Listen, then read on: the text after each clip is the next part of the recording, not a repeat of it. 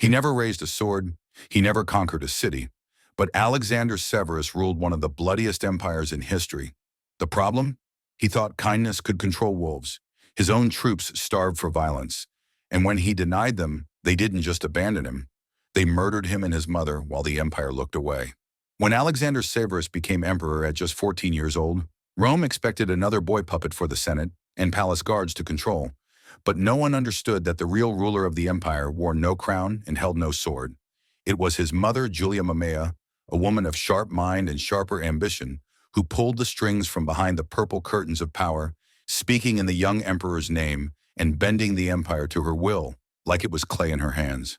And while the people praised Alexander for his calm voice and gentle nature, they whispered of the mother who never left his side, who attended Senate meetings, who approved all appointments, who spoke to generals like they were her servants, and who refused to let her son be seen as anything more than her precious creation, untouched by corruption, shaped by virtue, and guarded like a fragile treasure. And at first, Rome welcomed this, because after years of bloodthirsty tyrants and madmen who ruled with daggers and fire, here was a boy emperor who read philosophy, honored the Senate, respected tradition, and showed mercy instead of cruelty. And under his reign, taxes were lowered, judges were held accountable, and even soldiers received better pay. But beneath that surface of peace, the seeds of rebellion were already being planted, because while the Senate clapped politely, the legions fumed in silence, watching as their emperor sent letters signed by his mother, ignored their warnings about foreign threats, and placed scholars and priests above seasoned commanders. And in the east, where the Persian threat loomed like a rising shadow, generals gritted their teeth as Julia Mamaea insisted on peace negotiations and philosophical debate while enemy kings sharpened their swords. And even in the capital, veterans began to murmur that the empire was being ruled by a woman who had never seen a battlefield and a boy who still asked permission to leave his room. And the more they tried to hide her control, the more obvious it became. Mamaea's portraits outnumbered Alexander's in public squares. Her orders arrived before his in military camps, and foreign ambassadors were told to speak to her first, as if the emperor were just a figure on a coin, not the true master of the Roman world. And in this strange arrangement, Rome lived in a dream, where peace looked like strength and silence looked like loyalty. And yet beyond the borders, storm clouds gathered, because no empire can survive long when its soldiers feel ignored and its emperor seems weak. And while Alexander read books about ancient wisdom and his mother hosted lectures on morality and justice, the Germanic tribes in the north grew bolder, testing Roman borders with fire and steel, and the Persian king in the east sent scouts closer and closer to the empire's fragile walls, sensing that the boy on the throne was not truly feared. And inside the palace, Mamaea tightened her grip, pushing away any advisor who questioned her judgment, punishing senators who asked too many questions, and grooming her son to remain obedient, telling him that the world needed virtue more than violence, kindness more than conquest, and honor more than fear. And Alexander believed her because he had known no other way, because his life had been planned and shaped since childhood, because the very guards who protected him reported to her, and because in his heart he wanted to be loved, not feared, admired, not obeyed. And so the empire remained calm, but not stable, quiet, but not loyal, beautiful, but brittle. And while the people of Rome praised the peaceful days, and poets sang of a golden age, far from the marble temples and baths, in the dark corners of the military camps, hatred brewed like smoke before a fire, and men with scarred hands and broken armor began to ask themselves a dangerous question. What happens when your emperor listens more to his mother than to his soldiers? And what happens when your emperor doesn't lead at all? And as that question spread from one camp to the next, from Gaul to Syria to the Rhine, the spell began to break, because even a gentle dream turns sour when you wake up hungry, and Rome's hunger for strength, for leadership, for fear was growing louder by the day. As the months turned into years and Alexander Severus grew into a young man beneath the ever-watchful eye of his mother, Julia Mamaea, the Roman Empire sat perched on a knife's edge, outwardly calm but trembling beneath the surface. For while the emperor promoted peace, justice, and learning, and his mother filled the palace with philosophers, priests, and moral teachers, the empire itself remained a beast used to war, ruled by steel and fear, not scrolls and sermons. And the legions, stationed across the wild frontiers of Germania, Gaul, and the east, felt forgotten and insulted, because their pay had improved, but their purpose had not. And the man they were meant to fight for refused to fight at all, instead sending letters full of hope and compromise to men who understood only conquest. And when the powerful new Persian king, Artaxerxes I, rose in the east and challenged Rome's rule in Mesopotamia, threatening Syria and marching his armies closer with each season, the empire waited for Alexander to act, to roar like a lion and remind the world that Rome bowed to no king. But instead he hesitated, trying to appease his mother's call for diplomacy, delaying decisions with endless meetings and drafting messages that spoke of brotherhood and reason, while Persian troops burned Roman outposts to ash. And though Alexander finally left for the east with his legions to face the threat directly, it was clear to all that the war effort was led not by a general's fire, but by a scholar's caution, with Julia Mamaea accompanying him in a grand procession, issuing orders through her son and surrounding their camp with advisors in silk robes instead of armor. And this display of weakness, this performance of empire rather than its reality, began to shake the hearts of the soldiers who followed them, because while they slept in the cold dirt and stood watch beneath enemy stars, their emperor dined under tents with silver dishes, debating ideas of universal peace with old men, while the Persians sharpened their blades just beyond the river, and morale withered like crops in a drought, with soldiers mocking the emperor behind his back, calling him the boy who asked his mother for war, and whispering darkly about what Rome had become when a woman's hand gripped the sword hilt of the empire. And the Persian threat, sensing this weakness, launched a massive invasion that left Roman forts in flames and forced Alexander to order a slow retreat, not because the legions could not fight, but because he could not choose between the sword and the olive branch.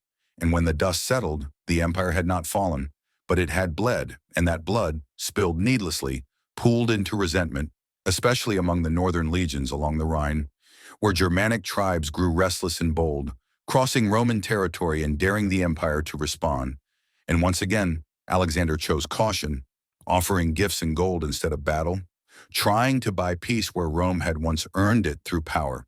And this was the breaking point, for the legions in the north were hardened men who had fought under brutal emperors, who had marched in snow and blood for glory, and now found themselves serving a boy who smiled at their enemies and bowed to his mother's decisions. And as Alexander traveled north to address the Germanic crisis, he brought with him not just his mother, but her entire council of bureaucrats and scholars, turning the military camp into a palace of whispers and velvet. And the soldiers watched in fury as negotiations were prepared instead of battle plans, as treaties were drafted instead of swords drawn. And they began to murmur not just about Alexander's weakness, but about betrayal, about disgrace, about how Rome had been traded for peace like a coin tossed into a fountain. And some began to look toward men with true military command, veterans who had fought in the East, men who had bled for every inch of Roman soil. And in this simmering tension, Alexander remained blind, believing that his example of reason and mercy would inspire loyalty, that the power of virtue could tame the rage of war, not realizing that he had built his house on sand, and that the tide of Roman fury was rising fast. And though Julia Mamaea continued to dismiss the grumbling of the troops as ignorance and ordered stricter discipline to silence them, this only fanned the flames because the soldiers no longer feared the emperor, and they no longer respected the woman who ruled in his name. And in this fragile moment, with foreign enemies still at the borders and whispers of mutiny echoing through the night, the empire faced a choice it had not asked for. Obey a gentle emperor who promised peace, or follow the scent of blood toward a new kind of leadership, one forged not in books or temples, but in the fire of war. In the coal camps near the Rhine River, where the wind howled like wolves and the forests of Germania crept ever closer to Roman forts, the soldiers of the legions began to speak less like servants and more like men abandoned, muttering around campfires not about battles or glory, but about the strange weakness of their emperor, Alexander Severus, who had come not with vengeance or strategy, but with scrolls, coins, and soft words.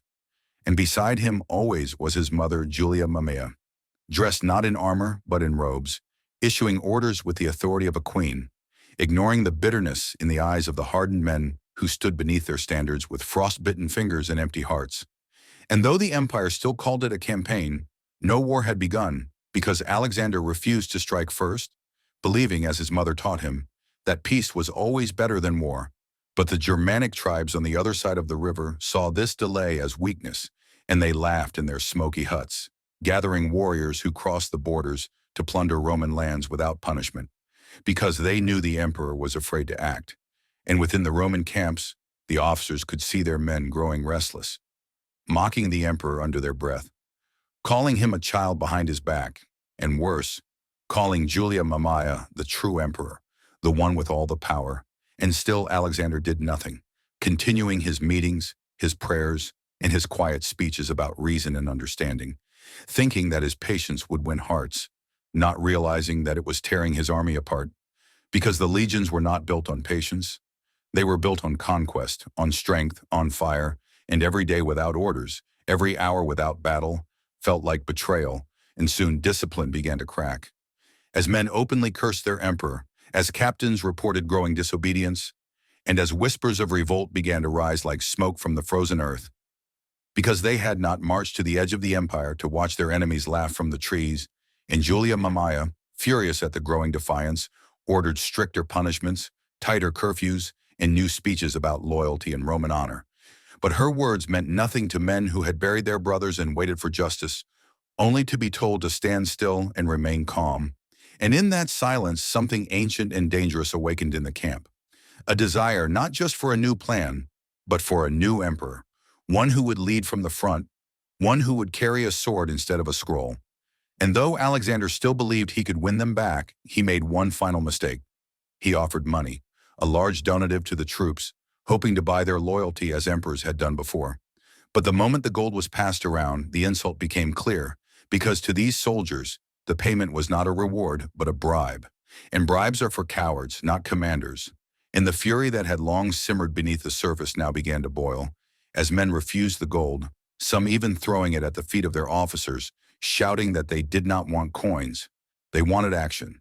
And among the soldiers, eyes began to turn toward a man named Maximinus Thrax, a giant of a commander, born from humble roots, feared and respected, a man who had fought on the front lines and bled for Rome.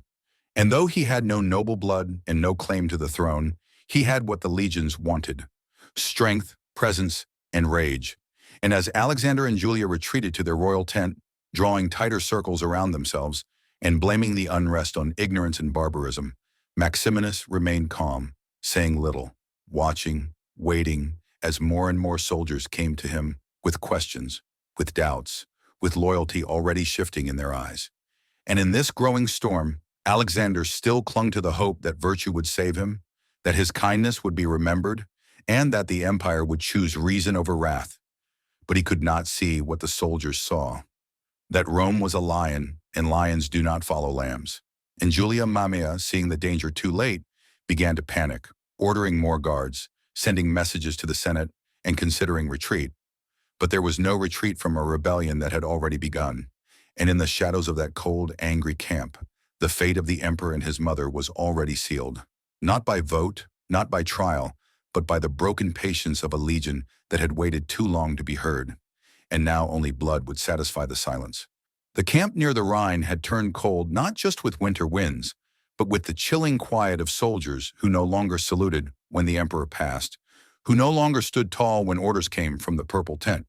And though Alexander Severus still believed he could bring peace through patience, his authority had become an echo, bouncing off walls no one listened to anymore. And Julia Mamaea, once so confident, so commanding, began to feel the walls closing in, her once powerful presence now met with blank stares and clenched jaws. And every night the campfires flickered with stories not of duty, but of disappointment, as men whispered of missed battles, lost honor, and the emperor who refused to lead. And Maximinus Thrax, the towering general with hands like war hammers and a scowl etched into his face, walked through the camp like a storm waiting to strike, saying little but watching everything. His presence alone igniting sparks in the hearts of legionaries who had given up on the boy emperor and now dreamed of a ruler who would bleed beside them instead of hiding behind his mother and Julia, sensing the danger growing around them like fire around dry wood, urged Alexander to act. Dismiss Maximinus? Punish the officers? Retreat to safer ground? But Alexander, always hesitant, always searching for a gentler answer, refused, clinging to the hope that one more speech, one more offering, one more show of humility would win back the loyalty he had lost. But the time for words had passed, and Rome's most savage truth was rising once more. Emperors ruled by fear, or they didn't rule at all, and in this camp, surrounded by frost, steel, and betrayal, fear had shifted away from the crown and settled behind Maximinus's eyes. And still Alexander wrote letters to the Senate, to the temples, to his friends in the East, begging for calm, for understanding, as if scrolls could protect him from swords. And still Julia tried to hold the empire together with her bare hands, summoning loyal officers, doubling the guards, and ordering the destruction of any rumors that named Maximinus's arrival. But the rumors had already become belief, and belief had become loyalty, and loyalty was the deadliest currency in Rome. And by now, even the emperor's own guards walked with hesitation, unsure whom they truly served, because the emperor's power was no longer in the throne, but in the mood of the men who slept with their weapons and dreamed of blood. And though no rebellion had yet begun, the quiet was too perfect, too hollow, like the moment before lightning strikes, and those close to Alexander felt it too, whispering warnings he refused to hear, urging retreat that Julia refused to allow, because pride still burned in her chest and she believed the soldiers would never dare raise a hand against the son of Severus, the boy she had raised to rule with virtue, the man whose heart still held the dream of a wise and peaceful empire.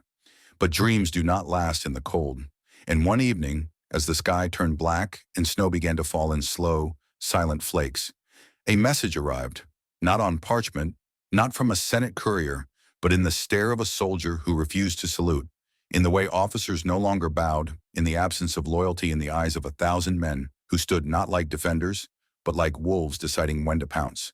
And Julia Mamaea, sitting beside her son in their guarded tent, finally saw the truth written in fire, that she had not raised a ruler, she had protected a lamb, and the wolves were done waiting. And outside, beyond the tent flaps, Maximinus said nothing, did nothing, but the silence of his footsteps echoed louder than any war cry, because he knew the game had already ended, and all that remained was for someone to cut the last string. And though Alexander still hoped the storm would pass, the sky itself seemed to laugh, and the ground beneath the camp trembled not with earthquakes, but with betrayal, and the only question left was not if, but when. The moon hung low and pale over the Rhine camp, casting long shadows across the frozen earth, while inside the emperor's lavish tent, Alexander Severus sat quietly, unaware that the world around him was slipping beyond his control with every breath he took. For though the candles still burned and his mother Julia Mamaea still paced the floor with furrowed brows and whispered plans, the warmth of command had long since vanished, replaced by the creeping cold of isolation, betrayal, and a silence that even the clinking of armor could not hide. Because outside, beyond the silk walls of the imperial tent, the legions had already chosen their side, and it was not the boy who spoke of peace, nor the woman who ruled through whispers and fear, but the brute in boots of mud and iron, Maximinus Thrax, the commander who did not speak with honeyed words or gestures of civility, but with the certainty of a drawn sword and the promise of victory. And the soldiers, tired of waiting, tired of groveling before a child emperor who had never seen a real battle, began to gather in clusters after dusk, their eyes wild with fury and hope, chanting not yet for blood but for change. And Alexander, still holding the delusion that reason could tame rage, scribbled letters by candlelight begging for loyalty, for calm, for belief in the virtues of Rome. But those scrolls would never reach the Senate, never see the inside of a temple, because the hands that carried them no longer served the emperor. They served survival, and even the Praetorian Guard, the very men who once protected the emperor with their lives, now stood like statues with uncertain loyalty, watching the growing firestorm with the same quiet calculation as wolves circling a dying deer. And Julia Mamaea, ever sharp, felt the cold breath of death on her neck, though she tried to stay calm, issuing urgent commands, ordering guards to remain at post, locking down the camp as best she could. But her orders were smoke. Her words were dust, because the men she barked at no longer saw an empress. They saw a woman grasping at power that had already fled, and Maximinus, patient and poised, did not yet raise the banner of revolt, for he didn't need to.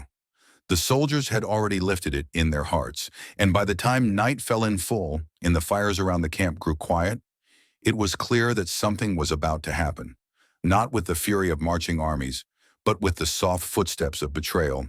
And inside the emperor's tent, Alexander asked his mother what they should do, if perhaps retreat was still possible, if mercy might still be found.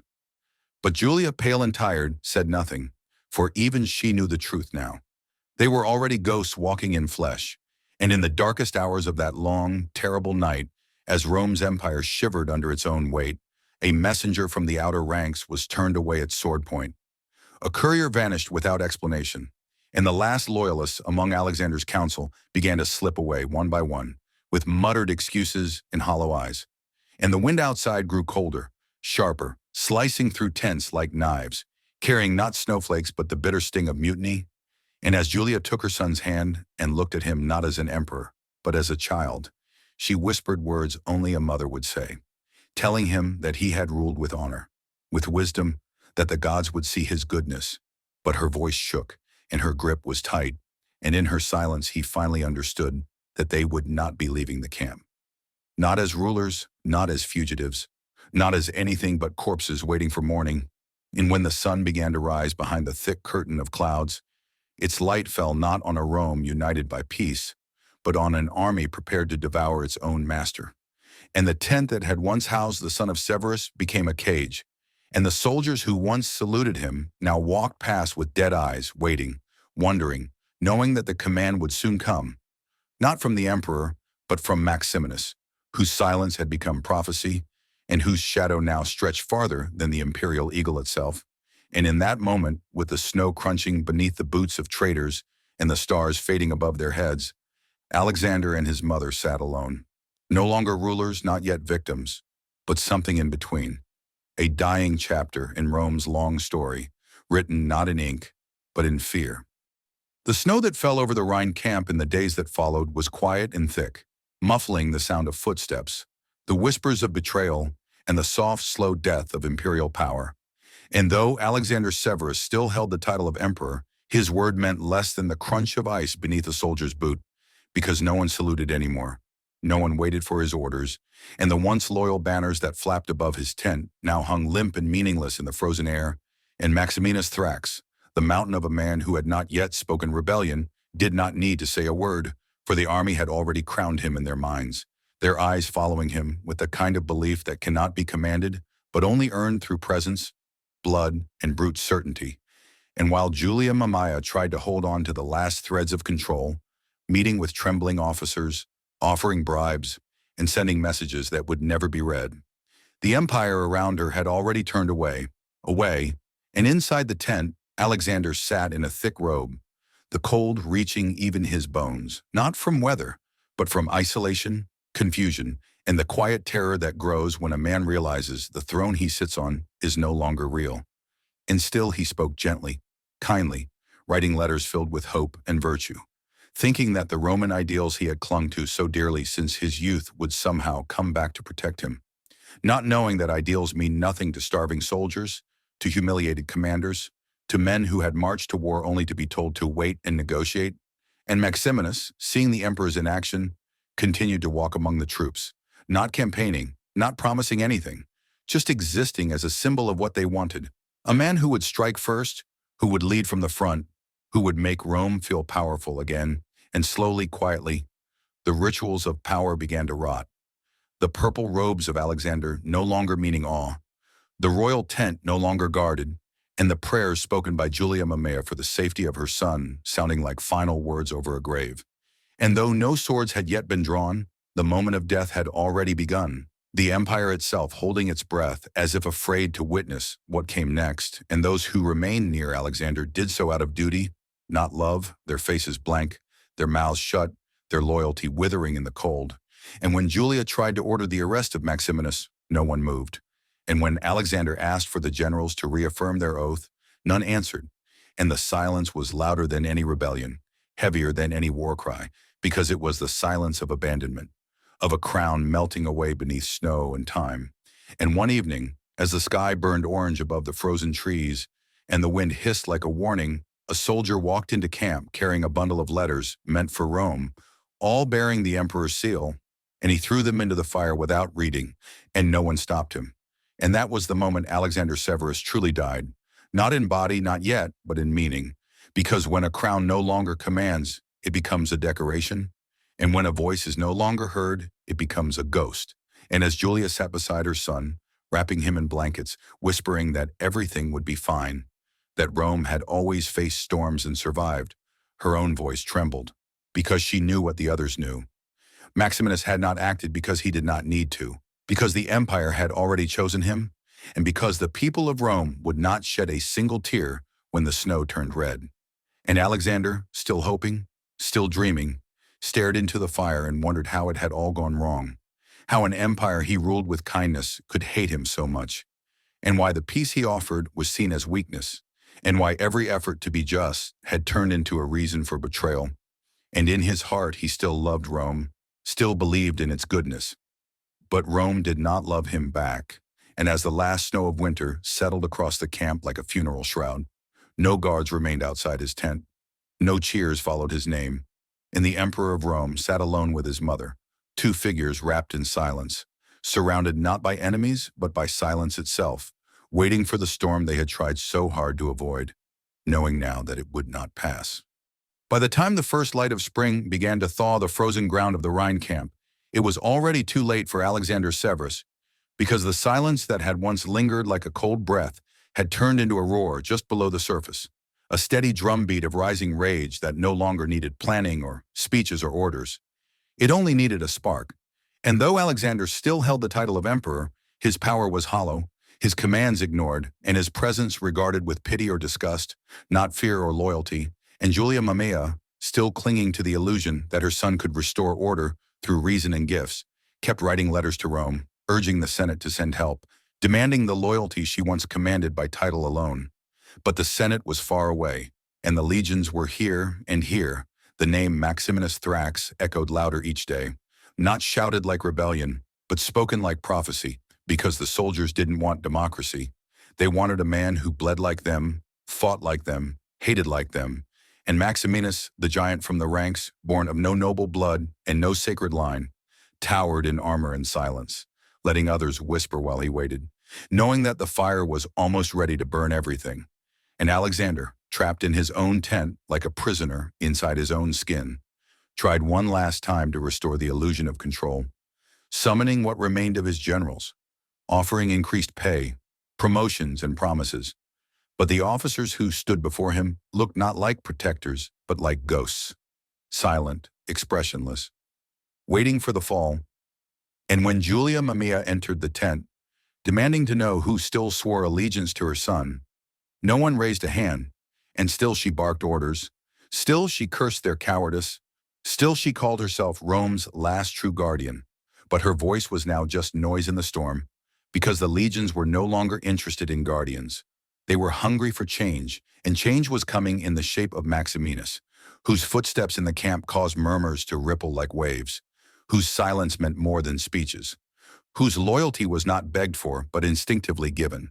And when Alexander finally broke, collapsing into his mother's arms in tears, pleading that he had tried, that he had ruled with honor, that he had done everything they asked, Julia simply held him, her fingers shaking, because she knew virtue meant nothing to men raised in war, and patience meant nothing to those trained in blood, and peace was meaningless in a world where weakness was punished by death. And as night fell once again over the empire's final frontier, the camp grew eerily quiet. Not out of discipline, but because every man knew what would happen soon, and no one wanted to speak of it. Not yet, because the betrayal that hovered like smoke had not yet been lit. But the air was thick with readiness, and Maximinus, standing outside his tent with arms crossed and eyes cold, nodded once to one of his men. And that was all it took, because no revolution ever begins with thunder. It begins with silence, and somewhere beyond the walls of Alexander's guarded tent, orders were being passed in low voices, blades were being checked, and soldiers who once stood watch now stepped aside, their faces blank, their hands tight, and inside Alexander wrote one last note to the Senate, a desperate cry for justice, for rescue, for understanding, as if the ink on parchment could stop the steel in the dark. And Julia Mamaea burned incense, calling to the gods she had always trusted, but the gods did not answer, and the wind outside had changed. No longer cold, no longer soft, but full of tension, the kind of air that carries betrayal on its back. And the final days of their lives were now written in invisible ink, soon to be revealed in blood. And though neither mother nor son would sleep that night, their eyes wide in dread, They still clung to the dream that perhaps, somehow, someone would step in, someone would defend them, someone would remember that they ruled Rome once, but Rome had already forgotten. Darkness fell over the Rhine camp like a curtain drawn on the final act of a forgotten play, and within the imperial tent, where once torches glowed and advisors gathered, there was only silence, broken by the occasional creak of the wind on canvas and the distant murmurs of men preparing for something unspoken. And Alexander Severus sat in stillness, his hands folded in his lap, his face pale and expressionless, while Julia Mamaea stood behind him like a statue of grief dressed in robes of dignity, her eyes red but dry, for she had already wept all her tears in secret, already prayed all her prayers to gods who now seemed deaf. And though mother and son said little, the truth sat between them like a third presence, heavier than the air, louder than the snow crunching under soldiers' boots, because they both knew the hour was near, and outside, the soldiers who once cheered Alexander's arrival now passed by without a glance, their loyalty drained, their swords sharpened, their silence more damning than any accusation, and Maximinus Thrax, the giant whose very footsteps made the earth seem to tremble, said nothing, did nothing, for he did not need to. The army had already crowned him in their hearts, and the only thing left to do was remove the old name from the empire's lips. And in the hours just before dawn, a strange stillness settled over the camp, as if the world itself held its breath, waiting for blood. And inside the tent, Julia Mamaea, once so proud, so commanding, so certain, now simply knelt beside her son, brushing his hair back gently as she had done when he was a child, whispering words only a mother would know, telling him he was good, that he had ruled with honor, that he was not the failure the world believed. And Alexander, still clinging to some flicker of hope that the gods or the Senate or the legions might suddenly return to their senses, stared at the tent wall as if trying to see beyond it, to see if the empire he loved would ever remember him kindly. And then came the sound, soft at first but unmistakable, the march of boots, slow and deliberate, and Alexander stood, trembling not with fear but with resignation, because there was nothing left to plead, no gold to offer, no soldier to summon. And Julia, rising beside him, placed a hand on his shoulder, her voice steady even as her heart cracked in two, and said, "If this is the end, we will meet it together." And the guards outside, once loyal protectors, stepped aside without a word, and the flap of the tent opened, revealing the shadowed faces of men who had already made their choice, their swords drawn not in anger, but in duty, as if killing an emperor was no longer a crime, but a necessary correction. And Alexander, just 26 years old, raised his chin and did not beg, did not cry, did not resist, while Julia Mamaea stood at his side with her head held high, defiant even in the face of death. And the assassins hesitated for a moment, as if caught in the weight of the moment. And then it happened, not with a scream or a shout, but with the brutal finality of steel on flesh, first to Julia, then to Alexander, their blood soaking into the rugs beneath their feet, their reign ending not in ceremony, but in silence. And when it was done, the soldiers walked out without celebration, for there was no glory in what had happened, only relief. And in the morning, the camp awoke to a new order. Maximinus declared emperor by the acclamation of the troops, the banners torn down and replaced, the name of Alexander erased from records, from monuments, from memory, and the empire marched forward as it always did, devouring those who could not lead with fire, those who mistook gentleness for strength. And in Rome, the Senate, fearful of the military's wrath, accepted the new ruler without question, pretending that the boy emperor and his powerful mother had never existed. Their ashes scattered to the winds, their names spoken only in private, in fear, as a warning to future dreamers who might believe that peace alone could hold an empire of wolves. With Alexander Severus and his mother, Julia Mamaea, lying dead in a blood-soaked tent near the Rhine, the empire exhaled not in sorrow but in bitter satisfaction, for in that one savage act, Rome had rid itself of what many called a failed experiment, a philosopher-emperor too gentle for an empire born in conquest, and a mother who ruled through caution instead of iron.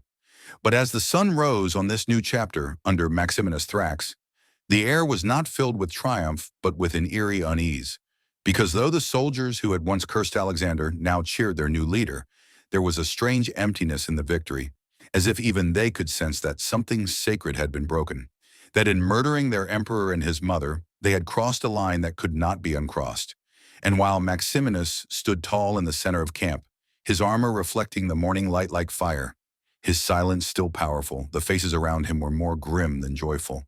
For though they had gotten what they wanted, a man who would fight, who would lead, who would strike first, they also now had a ruler forged in mutiny, and mutinies never end with just one death.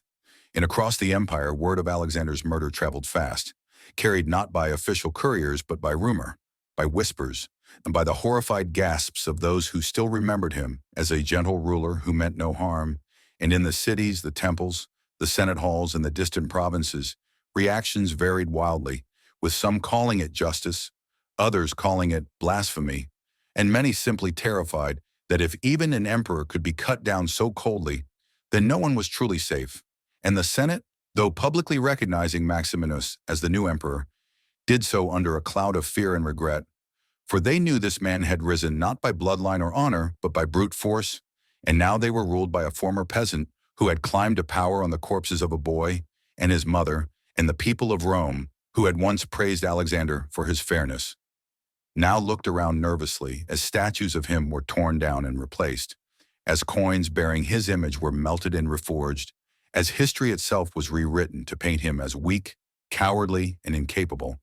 While Maximinus was celebrated as the savior of Rome, the rebirth of military might, and yet behind all the celebrations there was something broken in the spirit of the empire, a realization that Rome no longer bowed to law or tradition, but to the sword alone, and in far-off temples, priests lit candles, not in Maximinus's name, but in secret mourning for the fallen emperor who had tried to be better than the monsters before him, who had ruled with ideals in a world that crushed them.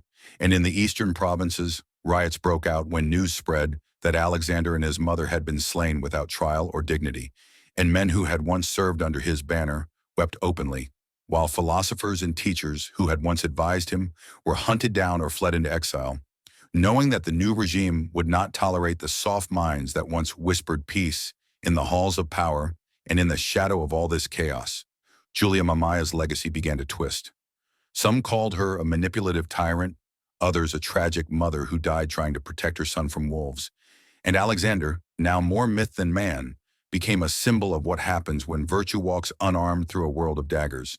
And as Maximinus began his rule, launching campaigns to crush revolts and silence opposition, he ruled not from palaces but from camps, not with councils but with commanders. And the people quickly learned that whatever peace Alexander had offered was gone, buried with his body in an unmarked grave. And though Maximinus achieved victories on the battlefield, the soul of the empire seemed dimmer, less human, as if in killing a gentle emperor. Rome had also killed the last part of itself that remembered what it meant to be kind. And in taverns and marketplaces, old men whispered the name of Alexander like a prayer, while children were taught to forget him, and only the stars above, which had once watched a boy read books and dream of a better Rome, now looked down upon a world spinning deeper into blood and ambition, as the ashes of virtue were scattered across the empire like dust on the wind. In the months that followed the brutal murder of Alexander Severus and Julia Mamaea, the Roman Empire marched forward like a wounded beast, limping yet still snarling, its heart hardened by betrayal, and its hands stained with the blood of its own emperor. And though Maximinus Thrax now wore the purple and commanded the loyalty of the legions, his rule was soaked in fear rather than respect, because the ghost of Alexander lingered not in marble or coins, those had been destroyed, but in the quiet unease that settled over Rome itself, as if the empire sensed it had crossed into darker lands where ideals meant nothing and violence spoke louder than truth. And Maximinus, strong as he was, could not kill that ghost. For everywhere he went, in every campaign he led, the question remained unspoken but sharp. If the emperor could be slaughtered in his tent, what hope did anyone else have? And as taxes rose to pay for new wars and spies filled the streets to silence dissent, even those who once cheered Maximinus began to murmur, remembering the gentler days when Alexander, young and soft-spoken, tried to reason with enemies instead of burn them, tried to govern with fairness rather than fists. And though the Senate remained silent under Maximinus's fist, many senators now kept small hidden busts of Alexander in their homes, lighting candles when no one watched, as if in mourning not just for a man, but for a future that never came. And in the provinces, revolts flared like sparks in dry grass, not just against taxes, but against the cruelty of a regime that had shown the world that loyalty could be fatal and mercy could be weakness.